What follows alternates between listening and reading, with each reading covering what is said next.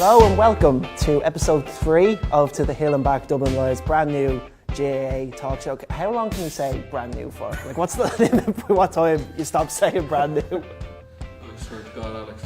Well, we're here. My name's Alex Dunn. We're here with Gavin Quinn and Conor O'Shea returning from the last show. We're here in our club, Round Towers, on your old stomping grounds.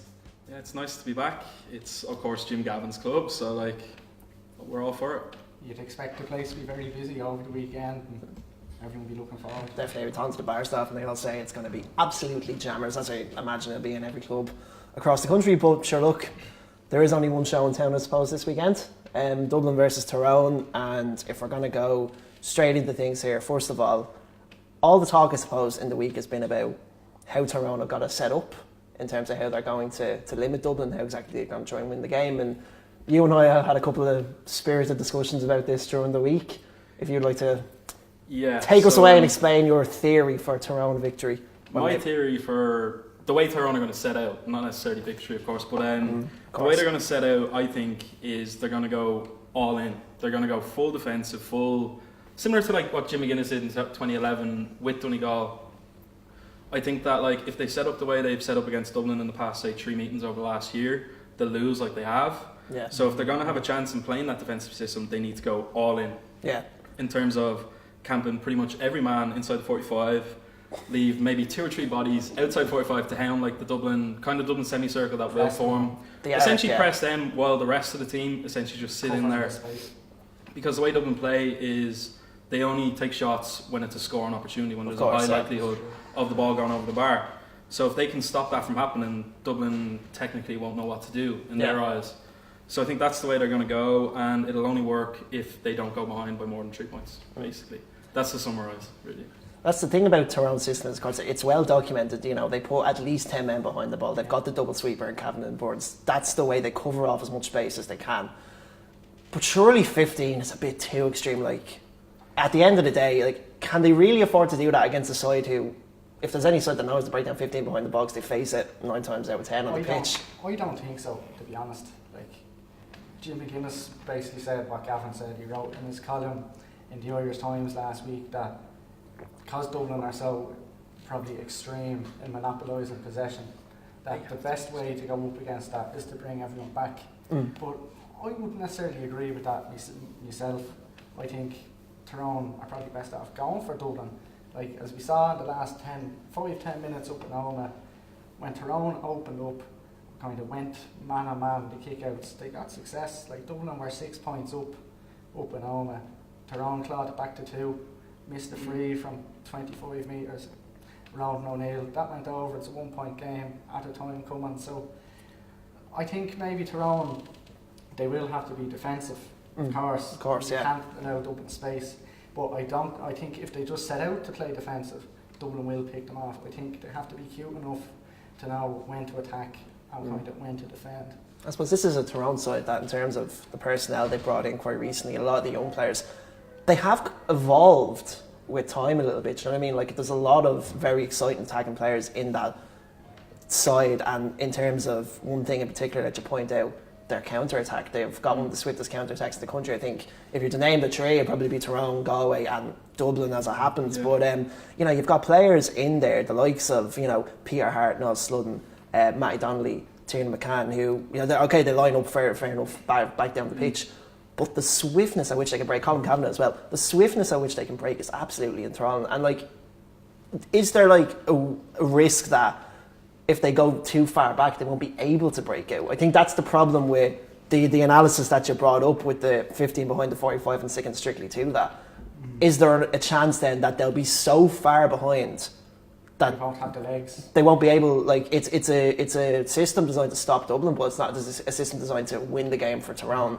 That would be my own issue with it personally. See, I don't think so. Because in the way I suggested, they have, say, 2 or 3 men outside of that 45 hounding. Is 2 or 3 enough? 2 or 3 isn't enough, but if you place your best technical players there, who don't have to put in as much of a defensive shift, you place Peter Hart there, you put Ciaran McCann there, you put Matty Donnelly there, and then when Tyrone do win the ball, they attack with that speed, and your best technical players are up further up the pitch. But there's one thing where they can do damage. If there's a hole to pick in that argument about Tyrone sitting back, yeah, Tyrone are we all know what Mickey Hart's teams bring to the table: intensity, a rock solid defence, and like they're going to hound their opponents. But this Tyrone team, I think their problems have been more up the other end of the pitch in terms of trying to get the scores. So I think surely they're better off keeping 2, maybe 3 lads further up the pitch, like Alex is saying, to try to get scores, because basically they're not scoring enough. They're going to have to score at least 20 points to get within touch distance of Dublin. See, the reason why I think Tyrone are going to like go full in and essentially play the game they play just to a more extreme version is because they played Dublin 3 times in the last 12 months, right? Yeah. And each time Dublin have racked up scores of 23, 19 and 17. Yeah. They've been high scoring games. Dublin have averaged 19 points, Tyrone have averaged 13. Yeah. So Tyrone know that playing the game they play right now, which is kind of balanced in a way as well, like what Krutzi is suggesting. Like they know that this won't work against Dublin because Dublin was like, it might be tight for the first half, but Dublin was strangle the life out of them. Yeah. It's just the way Dublin play. It's the way they've shown all year. So if I was Mickey Hart, I'd be thinking I have to do something drastically different if I'm going to challenge this Dublin team. So that's my logic behind it. And that is one thing I'd say about Mickey Hart. As Gavin says, he has to do something drastically different. Yeah. As we've seen, Mickey Hart, he's managed Tyrone 3 All-Ireland senior finals.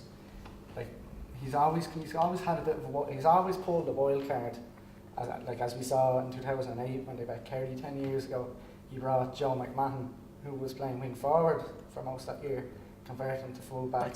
Yeah. Just negated Kerry's 2 towers in Tommy Walsh, Ciaran Donaghy. Yeah. We saw in 2003 Peter Canavan carrying an injury, started him, game in the Mountain Cup, last 10 minutes. Canavan came on, spurred them on. And 2008 as well, he managed to coax Stevie O'Neill back out of retirement for that final. Yeah. So I think Hearts and Tyrone will have to bring something drastically different, as Gavin says, to beat Dublin. But it's the drastic difference to go back. I'd be more for Tyrone going forward. You see now, to be fair, like if I kind of plot out my own system here, and it's not to say that I'm not suggesting that they go absolutely man for man on Dublin. Yeah. Like you suggested 2 or 3 outside of the 45. Basically, just to slow Dublin's kind of not transition play, but the way they spread the ball. Yeah, slow down the passing. If you can disturb that, they can't get into their flow and find the holes, and that's how you're going to eventually get the turnover. I've plopped 4 along there, and I'm targeting in terms of ball handling Kilkenny and Fenton, and then whoever the deep runners are, be it McCarthy, be it McCaffrey, be it Howard, be it Scully, they are going to be Dublin's key weapon for breaking down this front. And we saw with the James McCarthy goal in Oma, and we've seen it time and time again, like once Dublin are able to get going, they've got so many fantastic runners there from deep that they're a juggernaut, they're not going to be able to be stopped there. And I think the most positive element from the Galway performance was how well Jack McCaffrey played, and seeing that he's on form, because that's a weapon they're really, really going to need against Tyrone. Definitely. But they need to be able to get out and interrupt Dublin's passing there quicker, because the one thing you can't do, and this is against a dominant team in any sport, doesn't matter if it's Dublin or if it's like Manchester City, if it's football, or like the San Antonio Spurs, and well, they're not top anymore, the Golden State Warriors in basketball, whoever it might be, you've got to get out and you've got to interrupt their rhythm.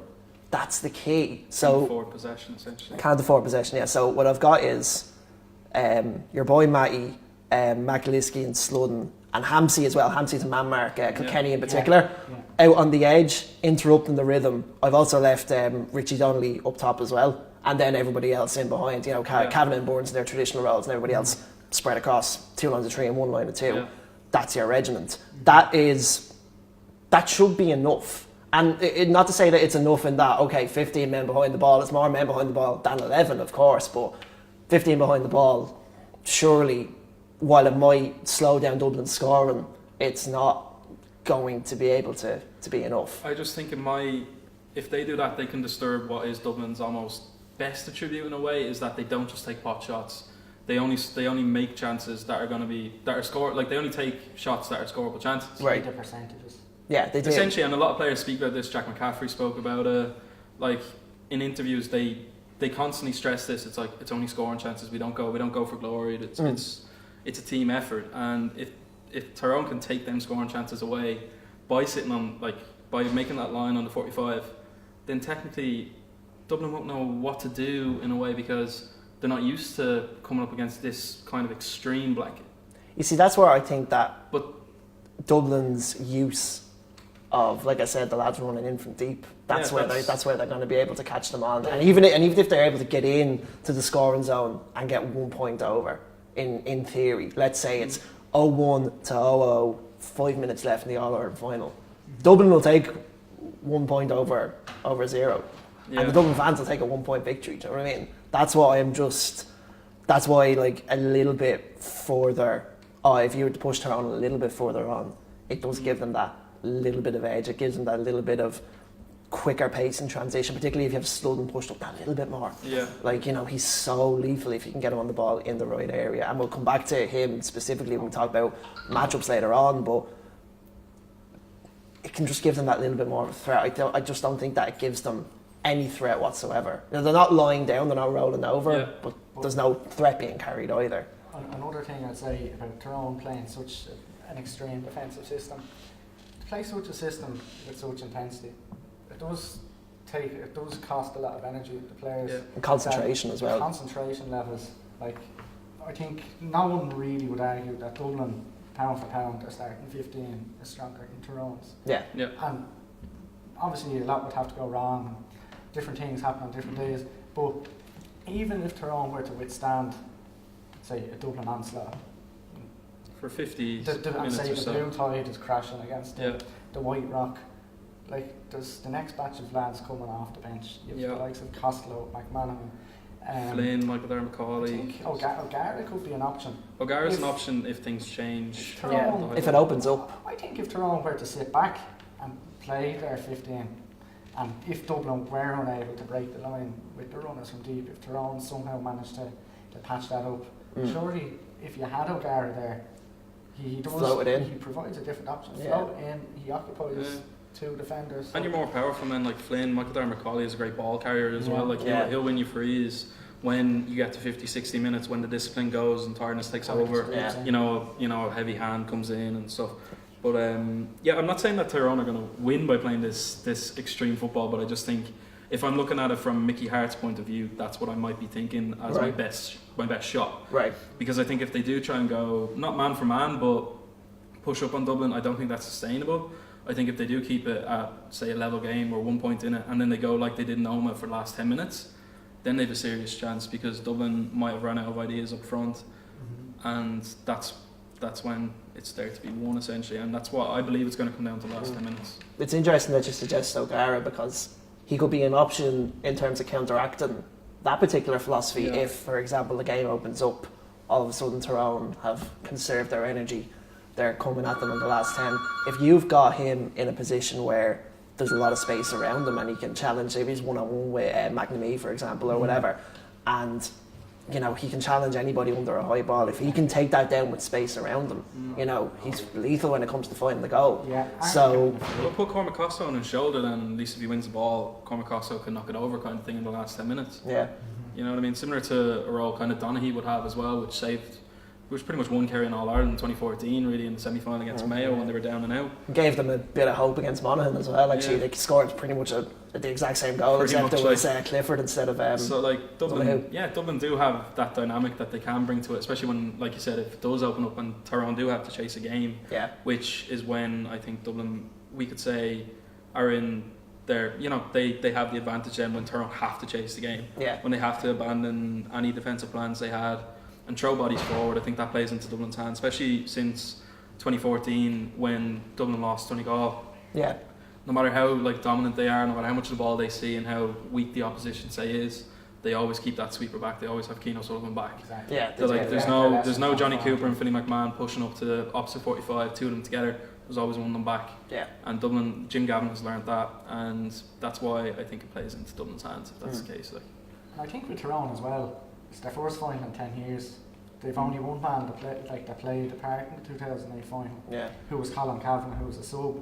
So you could say Tyrone, like, they have absolutely nothing to lose. It's only their 6th final ever, which, considering that so many people consider them a heavyweight of the sport, is, you know, it's amazing to think that they've only made it. And their first one was only in 1986. They lost to Kerry anyway.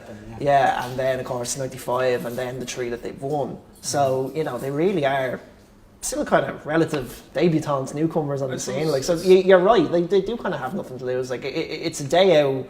Obviously, I've heard, like, you know, people sort of talk about when they're going up to Tyrone, and it is a completely different atmosphere up there. It's an absolute sea of red and white at the moment, and so it should be. You know, the county, like, it's not the biggest county in the country. It's got a fine football and tradition and history, but it's not the biggest county in the country, and they should be celebrating this as much as they can. The skills are off in Tyrone the day after, which I found quite entertaining. No homework, no. But no, exactly. Yeah, they really do have nothing to lose, and there's just the possibility you don't want them to overplay it and lose the game themselves, I suppose. I think another thing as well that's building up to it, and a kind of start of Mickey Hart's mind games, has been the airing of the documentary about the Tyrone minor team of 97-98 on Sunday, which is the Unbreakable Bond. And Owen Mulligan came out yesterday specifically saying that he thinks that this is mind games for Mickey Hart, to try and bring the Tyrone team together, bring the county together, to put some kind of like advantage into their hands, essentially. Yeah. It's interesting that documentary kind of aired when it did, in terms of what Mulligan said, to try and bring the county together. But if you're looking at this from a neutral perspective, these aren't two counties that are very liked outside of their own county borders. Where do you reckon the neutral vote would swing? Because, like, it is tempting to say Tyrone just to end the Dublin, the train row. They don't want to have four in a row, obviously. And, like, which sentiment comes out stronger? Is it anti-Dublin or is it anti-Tyrone? If you're in Mayo, say. It's a paradox as well, because people might be pro-Tyrone just because it's not Dublin, but they don't play the best football in the eyes of the traditional. But then people don't like Dublin, but they play the good football in the eyes of, you know, the romantic as well. So, like, Tyrone. Where do you fall as a neutral? I'd actually love to know. Yeah, it's an important question. Well, I wouldn't say it's important, but it is. Well, you never know. It depends on who comes up from the counties to look at the final when they're in there in Croke Park. Who they're going to be cheering for? Do you know what I mean? If you're going in there as a neutral supporter, or from a neutral county at least. I'd say now in Kerry, I'd be down in Kerry nearly every year. Yeah. They'd definitely be cheering for Dublin down there.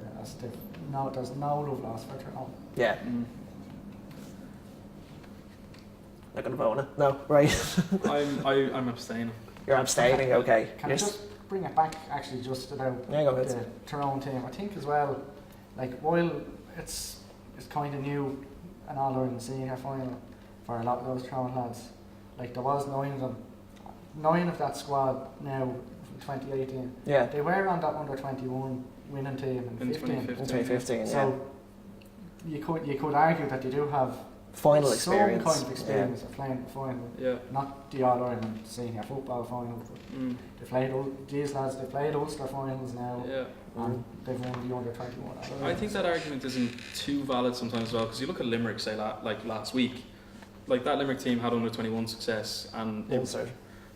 They didn't even have one success. No, they didn't. They've been to it, but they faced Galway, a lot of them have been in 3-4 All-Ireland finals, and I'm sure it was nothing to them. So I don't think that really does become a factor, and, like, I think this Tyrone team will step up to it. You know, they're determined to prove a point after 2017. So I don't think that's going to be the case, really. Let's just hope they haven't got caught in the hob like in 2017, because then what happens then? But we will bring it back to when we make our overall game predictions. But we'll move on to Dublin. We talked a little bit about Tyrone. Now we're going to talk a little bit about Dublin. We're going to talk about one man in particular who's kind of dominated the headlines in terms of how key his role is going to be in terms of breaking Tyrone down, and it always seems to be the way when it comes to a game where they're playing a tight defensive side. His name comes up all the time. It's Ciaran Kilkenny, of course. Now, a lot of people will be pegging him as somebody who's on Footballer of the Year form, and I would tend to agree with them, and it's mostly because, as much as, you know, Kilkenny's a fantastic interpreter of space, he can do that better than, arguably, in an attacking sense at least, better than any player in the country, I would dare say. And one thing that he's added to his game, that not necessarily that he lost, because you brought this up last time, but that he's kind of rediscovered and re-added to his repertoire, is the ability to be able to score and to tag on a guaranteed 2 or 3 points in each game. You know, he's Dublin's top scorer from play in this championship, which is outstanding. And if he has a good game, surely he'd be nailed on for someone who you'd have to put in the conversation for Footballer of the Year. Well, it's because he's played a lot inside this year from the league onwards, but I think in this game he might have to forget about that scoring heritage. I think in a game like this, in the way I think Tyrone might play, he's, I think, way more valuable around the middle. Yeah. In line with Fenton, maybe alongside James McCarthy as well, as someone who will dictate the play, keep the ball moving, and just try and find holes in the defence. And if he finds himself further up, then yeah, I back him to score. But I think he's much more crucial in a role where he's essentially playing provider. Oh no, I'm not saying that. Of course, like that's going to be the way they play, but more so for late on in the game when he was able to tag on points against Galway. When the second half started, their defensive organisation was a little bit frazzled. You know, when Dublin kind of hit them at the start of the second half and ended the game really. It's less to do with the fact that he's able to spot the space, because you know he's able to do that. Yeah. But more so the fact that when he's able to pick up the ball in space, and usually there's so much of it around him, that he's able to position his body exactly. He knows where it is, whether or not it's going to be him that's in it or him that's passing into it, depending on who's running up. So we could see him tag on a good couple of points now towards the end of the game when those tired legs are beginning to come in and those spaces open up. It's something that, you know, a lot of people have said, like, Dublin forwards are lacking a bit of X factor, whatever that means, but that could be Kilkenny's X factor, the fact that people don't expect him to be the one scoring the points, and here he comes in the last sort of 20 minutes, because he's got the legs. You know? Yeah, he's one of the fittest in the team. Yeah, well, what I'd say probably about Dublin's forwards now, if you compare Dublin's forwards now to the forward units that started and lost to Donegal back in 2014. Yeah. In terms of individual ability, the lads in 2014, the Brogans, Connolly, like pound for pound, sheer talent, would have the edge on this team. But I just think the forward unit Dublin have now, they know each other's game inside out. That's not to say that the lads in 14 didn't, but it's just they're so meticulous now about keeping possession, waiting for that opportunity to come, pop it, get the ball in around the D, over the bar, and just keep that scoreboard ticking over. There's no 45-metre shots like in 14, which if you went over, but you can't sustain that for 70 minutes. No. I think they're a lot more kind of industrious and hard working than the platform, I think, of the early Jim Gavin teams. In terms of, you look at, say, the two wing forwards, Scully and Brian Howard, who are probably likely to start, I think we can all agree. Yeah. But they're not only forwards, they're essentially halfbacks as well. Scully has played a halfback for Dublin like countless times. So has Brian Howard. Yeah. So the kind of players, and Kilkenny as well, what Jim Gavin wants is a player, essentially a versatile player who can do everything, and doesn't have to be the most skillful as like your Dermot Connolly's or your Bernard Brogans and Alan from the past, but more hard work, like essentially hard working, like can feel the ball, can do the basics, and obviously very good in possession. And I think that's been the key, because Dublin have essentially like a unit of, say, 7 in the middle who can play almost anywhere in that middle third. They can completely switch around. It could be anyone through 5 through 12 in terms of jersey numbers, which don't tend to mean a lot with Dublin nowadays. But especially when it comes to the starting 15, it's never usually 1 to 15 that takes to the field. Yeah. So I can't predict that one. It kind of helps Dublin in a way as well if they are caught out in possession, because if Scully finds himself in the half back line, say, like, he's equipped to deal with that problem if there is a quick break. Whereas if you had, say, Dermot Connolly in the half back line and that happens, it doesn't bode as well as it would with some of the players we have now. Yeah, is basically what I'm saying. But I do agree with Conor. Like we did have an almost more skillful team pound for pound in, say, 2013, 14. But that's not necessarily a weakness to us now. But I suppose the key across, regardless of whether you're looking at both of these teams, and the key, I suppose, in executing their systems perfectly is work rate. It's work rate in two completely different senses, in terms of one team plays a brand of football that's quite defensive and negative, at least in the eyes of most, and the other team will play a brand of football that's kind of evolved into quite a meticulous, quite a machine almost operation. Methodical, yeah. Dominating possession, etc., etc. But the one key that always has to be there is concentration. No one of those players can switch off. And the work rate that you showed, like I said, absolutely fantastic. And it brings you back to thinking about the Oma game, when Paul Mannion, who was kind of under the cosh a little bit in terms of his scoring and his chance taken in front of goal, was all the way back there denying, I think it was Tiernan McCann, like an easy goal chance, bang straight out of his hands, this guy's supposed to be playing corner forward. Like, that was everyone's immediate reaction, but, you know, is there such thing as a tradition? The only person who stays in the full forward line is Dean Rock, yeah. And even then he'll drop off because he's kind of taken on, even he's beginning to evolve his game outside of just the shots. Yeah. Sure, it was him that set up two of, I think he set up Kilkenny's third point against Galway. I think he had a couple of others as well, where he was the man who played the final ball. So Rock actually didn't have the best game against Galway, now that I think of it, from a scoring point of view. Yeah, there was a couple of, he missed, I think, 2 or 3 at the start of the second half, which was a bit uncharacteristic of him. And one thing actually is a positive for Dublin is he was taken off, which normally Dublin couldn't do, say in 2014, 2015, 2016, because Cormac Costle came on and actually scored, I think it was 1 or 2 frees. So Dublin have that backup option now as well if Dean Rock himself doesn't perform, and that obviously works in our favour now, because we're not confined to just depending on Dean, and if Dean has a bad day, then you have Cormac Costle come on, Paul Mannion takes some frees sometimes as well.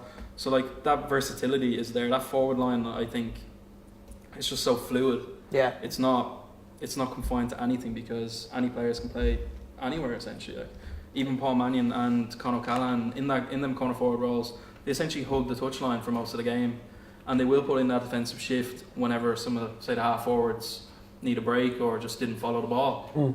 That's why you see Paul Mannion and stuff there marking Tiernan McCann, who's probably marking Brian Howard, you know. Yeah, at least. So it's so hard to predict the matches. It's a team game, you know. Like, and if any of them up there see it as an individual thing and we're worrying about their points tally, then they're off. Yeah, but that's essentially. Jim Gavin doesn't have any of that. But that's the thing. Like, I suppose it's easy to kind of identify individual positional matchups because they are actually quite scarce now, in terms of it being like more about the system, more about the overall team performance, more about maintaining a certain shape when they're on the ball and when they're off the ball. That sort of the traditional 14 versus 14 on the pitch and 2 keepers is kind of left out, and that's why when you have somebody like an Owen Murchan, like a John Small, who can go out and do like a man marking job, it sticks out so much on the pitch. Whereas last time, you know, back in the day, you'd kind of see, you know, it'd be 14 on 14 man marking jobs. The sport's evolved to the point that's not the case anymore. You know, other sports have gone that way a long time ago. Some still, it's the same. You know, I mean, even kind of watching when we watched the hockey girls over the summer, and I'm looking at it, and the immediate comparison, obviously, it being an 11-11 ball sport is football, but it's completely different. But you would consider that it'd be kind of similar if it was, say, football without offside. You know what I mean? And in the same way, Gaelic football's gone away, where it's quite systemic in the same way that football would have gone, in the same way that so many other games would have gone. And, you know, I think it's one thing that a lot of people do kind of point for is kind of back to the simple days, but not the simple days, but the glory days when everyone was going all out attack. Is that necessarily? You see, maybe it's just me because I'm coming from a background that's more soccer than GAA. Yeah. I don't necessarily think that's good, because I think I enjoy kind of looking at the game and seeing how are they going to break this down. How is this manager's manner of playing, way of thinking, going to match up against this one's? How is each player going to perform in his role? No, but sometimes when you see just a complete open game of football, there really is nothing better. Actually, if you remember Dublin and Kerry, now I know we're talking about 2013, still probably the best game of football I've ever seen. Yeah. And if you're just looking, that was 5 years ago. Look now, the game has slowed down. It's more ponderous, and like the game, it's just going through. And it's evolving. Yeah. Like I was watching Dublin and Tyrone from 2010 last week, 8 years ago, and people gave out about Tyrone then. People were giving out about Dublin under Pat Gilroy at the time, who were trying out defensive system. But actually looking back on that game, the pace with which the ball was being moved, it was so much faster than the game now. Yeah. I remember that game as well, because that was probably Dublin's day of reckoning as well, because that was the first time that team got over Tyrone. Yeah. Which is important to, it's massive, a northern team especially, like we had lost Tyrone in 2008, 2005 in massive profile games, in such a bad manner. And one thing I would throw now is you say like, free flowing attacking football, scores here, scores there. That 2013 game, which is widely regarded as the best ever, at least this decade era. And if you look at that, there's a period of 15-20 minutes in that second half when there's only 2-3 scores.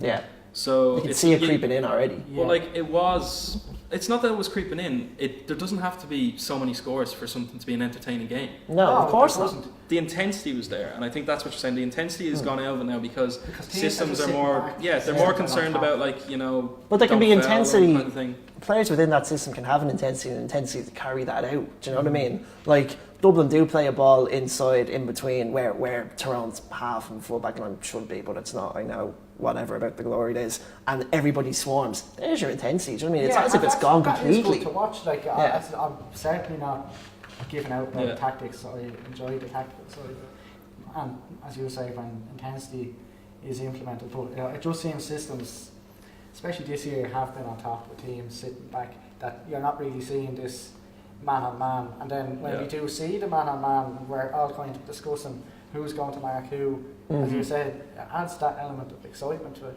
Like even Dublin and Mayo a few years ago, that was all the talk in the papers. Who's going to go? Connolly, Lee Keegan. Yeah.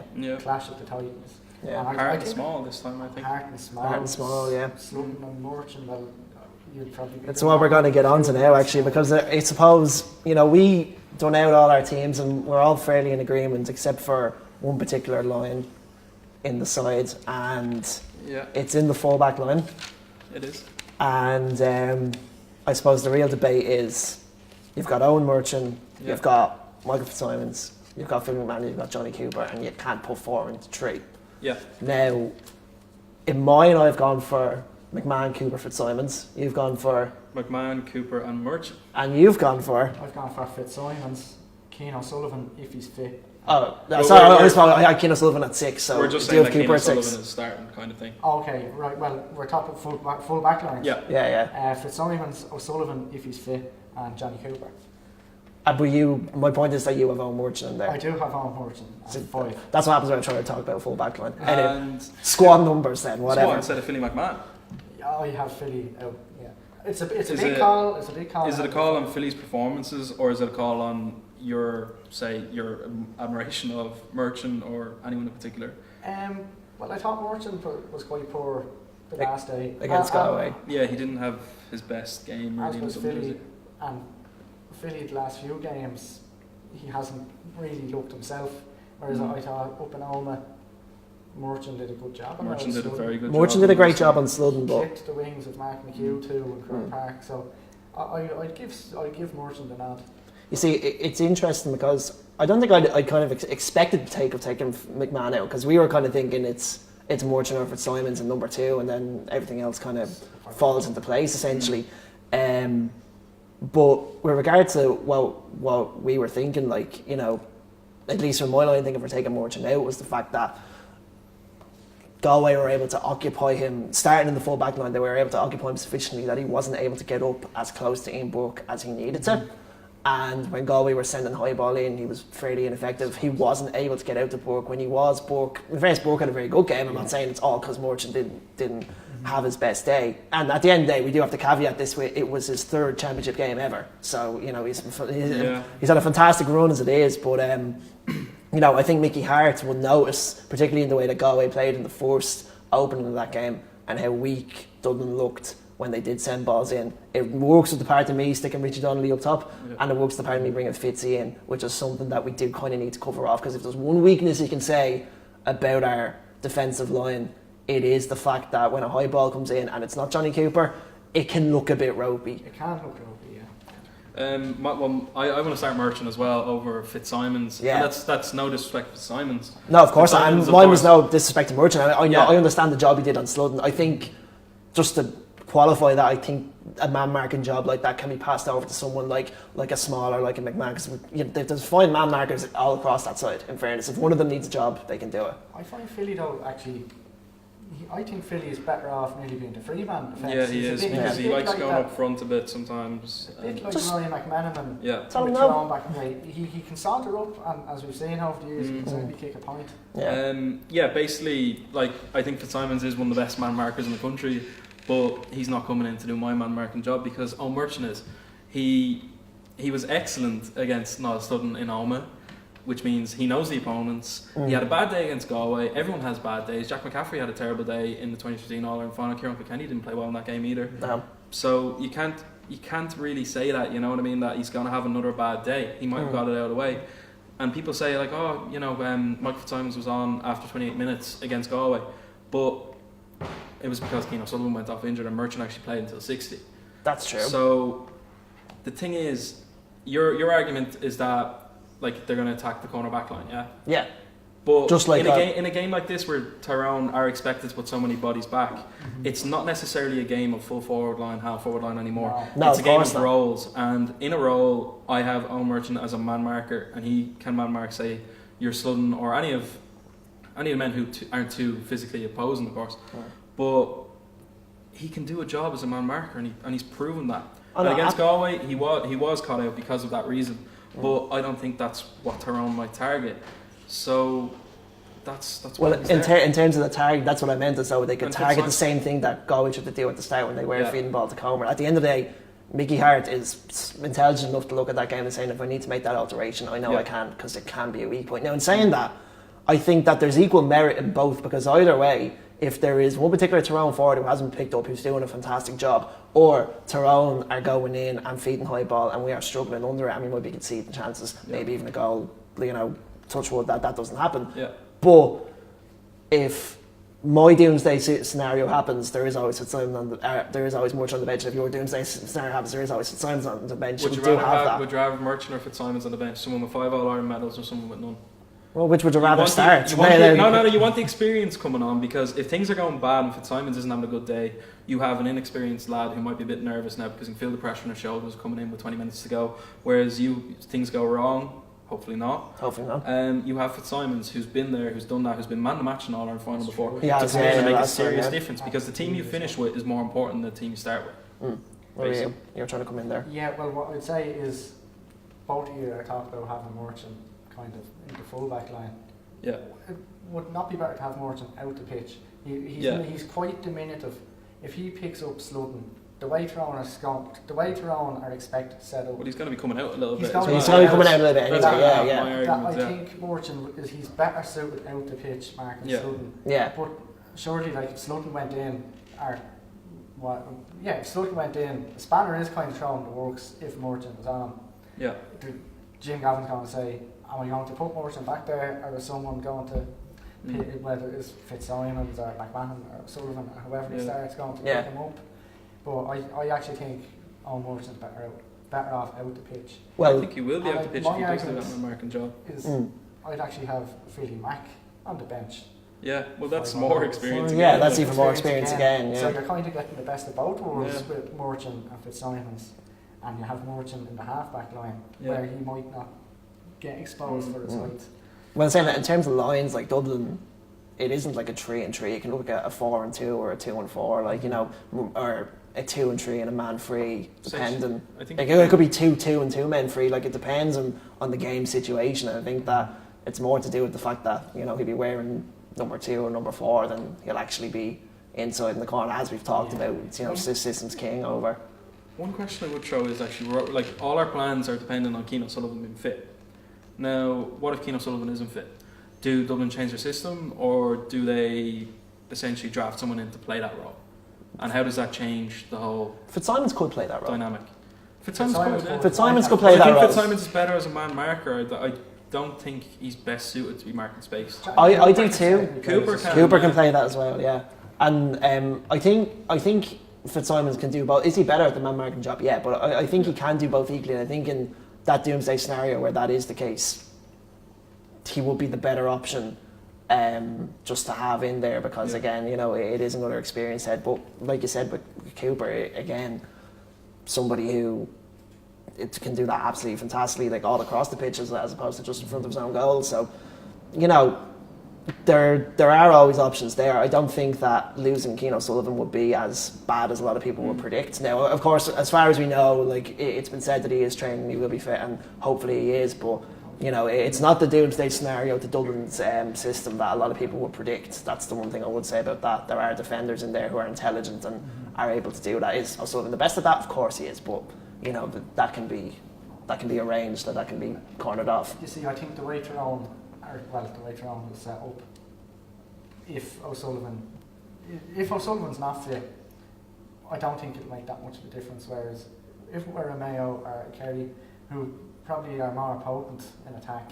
Yeah. I think there'll be more problems there, but I don't really think O'Sullivan in or out will affect Dublin too much. Yeah, you never know. Like the way Tyrone could set up, O'Sullivan could be just standing there for long periods of time. So doing nothing, just passing the ball, keep it ticking over, and stand behind. So yeah, I would actually kind of agree with Connor in a way that like you never know that his influence could be totally taken away from the game. So yeah, I think it's the one thing I just do want to touch on before we get into our proper predictions is, and you said it to me again, something we were talking about earlier. Bernard Brogan, does he make the bench? Yes or no? No, I don't think so either. No, Jim doesn't do sentiment. No, he doesn't. He doesn't, and it's credit to how, like, I think his cameo appearance against Roscommon was Jim Gavin acknowledging the hard work he put in. Yeah, but at the same time saying to him, look, you probably won't be included this year, but I still want you next year. Yeah, it's basically still key. It's still a valued member of the squad, just not in terms of the 26 we have, because the performances off the bench from the likes of Costello, McManaman and Flynn covered it over and over. It would be unfair to every man on that bench to include Bernard Brogan. And it would be unfair on him to include him. Or Dermot Conley, for that matter, if Dermot Conley's in the country. If he's back from Boston in time. Look, we will get on, to our final predictions. I'll take that again. We will get on to our final predictions now. I'm going to start with you, Connor. Assuming that the teams line up, I think we have Tyrone lined up the same way anyway, so assuming that your team lines up against Tyrone, everything we've discussed, what way do you see the game going? Who do you think is going to win? Well, I think it'll be tight. I don't think Tyrone will be sucker punched like they were the last day. Mickey Hart, he's just too shrewd an operator to be caught twice in the space of 13 months in Croke Park. Yeah. I think Tyrone will bring, you hope they bring intensity, which they will. They will sit back. I think they'll look to attack as well. I don't think they'll park the bus, but I think Dublin will have too much of them. Yeah. I think, like, even Darragh O'Shea said it in his Irish Times column today, that, and I completely agree with him, that even if all gone well for Tyrone, they still just don't have that same calibre of player that they had 10 years ago. Yeah. The likes of Stevie O'Neill, Mulligan, the McMahons, Brian Dooher and the McGinley, that I think Dublin will be just too strong for them. I think it'll be tight. I think 10 minutes to go, it will be fairly close, maybe a point or two in it, but I'd expect Dublin to pull away and win by 3 or 4 points. I think we're going to see probably the most low-scoring All-Ireland final in the modern era. It's going to be like the world's biggest game of chess. And Tyrone are going to go all in. They're going to try and limit essentially just make it as low-scoring as possible to put themselves in with a shout. But I think in the last, say, 10-20 minutes, I think fitness comes into account, and I think Dublin will just have too much for them, and they might just get the break they're looking for. But it's still going to be extremely low scoring, and for a neutral, it's going to be the worst All-Ireland final, I think, to watch. But for me, it's probably the most intriguing one I've had the pleasure of, going to. So my prediction in the end would be Dublin by 4. I suppose one thing that I think about when it came and we knew it was Tyrone was the fact that people, and you, in fairness, chief among them, have always sort of bigged up this Tyrone team that's coming. I think it might just be, in terms of the calibre of player that they have, I think a lot of their players at the moment can develop into that. I think it might just be a little bit too early for them on this day. It will be incredibly cagey at the end of the day. Hopefully they will bring intensity that'll see them push out to maybe 50 metres instead of 45. But it will be incredibly cagey. Every chance that'll need to be taken will have to be taken with absolute efficiency and absolute accuracy. And at the end of the day, if you're betting on any side in the country to do that, it will be Dublin.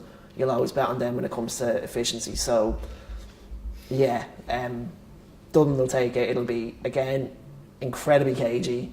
Boring at times, perhaps, but it will be a Dublin victory in the end. Again, they'll just pull away, they'll have the legs. Tyrone will have to exert a lot to make their defensive system work, regardless of how deep they are. It'll come back to bite them. It inevitably does. And the Dublin will take it 2 or 3 points by the end, so I'll go the same gap as you. I'll go for 3-point win for Dublin. And one thing to actually know as well, just to finish, is that if Dublin do win, they go into an elite group of 4 teams who have ever won 4 in a row. Yeah. Which will be incredible because it's the first team to do it in over 40 years. 1981 was the end, so we'll say it was like 35 years. But incredible achievement if they do, and it's just a testament to how good Jim Gavin and this Dublin team have been. And I think we can all say that no matter win, lose or draw, it's one of the greatest teams we'll ever have the pleasure of seeing. And I would dare say that it'd probably be Mickey Hart's greatest success if he was able to beat them. Yeah. Would it be the strongest opponents they've ever taken down? Absolutely. Yeah.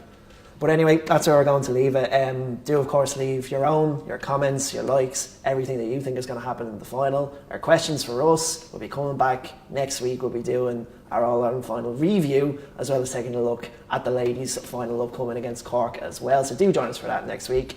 But for now, this has been Connor and Gavin. I've been Alex. Massive thank you to Round Towers for letting us come down and film here, and we'll see you after the final.